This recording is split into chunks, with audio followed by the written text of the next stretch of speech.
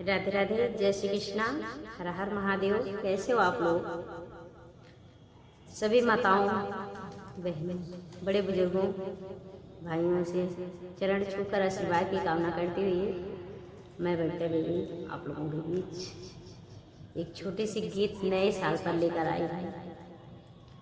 और जो है गीत बड़ी ही प्यारी मेरे ख्याल से है, आप लोग कमेंट में बताइएगा। और जो है गीत का भाव है, दूल्हा परदेस है, नया साल आवत है, तो दुल्हन कहत है कि नया साल आएगा, नैनीताल से आ जाता तो हैप्पी न्यू ईयर कैसे बोलल जाए। गीत में आप लोगों को भाव मिले, गीत पूरा सुना जाए। गीत कैसा लगे कमेंट में बताया जाए आप लोग। धन्यवाद। और चैनल को प्यार दुलार आशीर्वाद देते रहिएगा।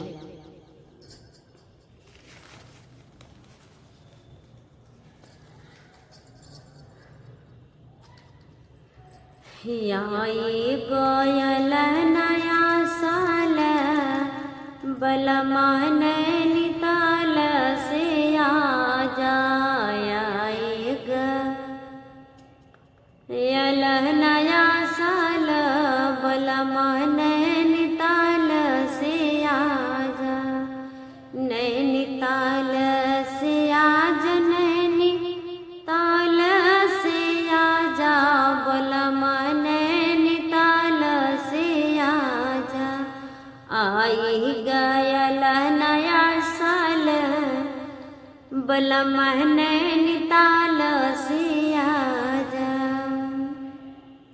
एक त नया साल दूज लगे जाड़ा, एक त नया साल दूज लगे जाड़ा, घर ऐसैया बढ़ाव दुई साला, घर ऐसैया बढ़ाव दुई साला, बढ़ाव दुई साला, बढ़ाव दुई साला।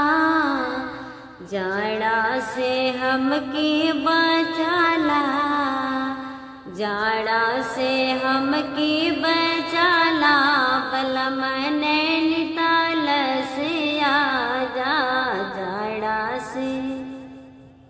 जाड़ा से हमके बचाला, बलमा नैनीताल से आ जा। गयल नया साल, आई गयल नया साल, बलमा नैनीताल से आ जा। गयल नया साल, बलमा नैनीताल से आ जा।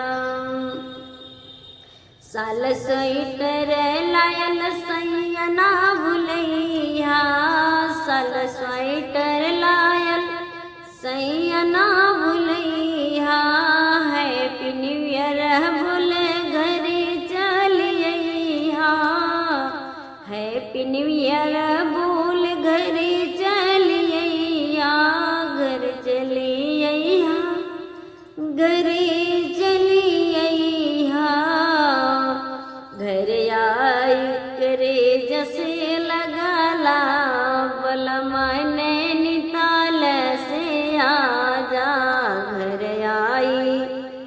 घर आई करे जैसे लगाला, बलमा नैनीताल से आ जा।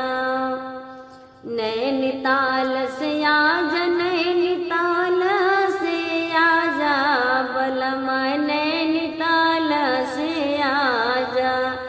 आई गयल नया साल, बलमा नैनीताल से आ जा।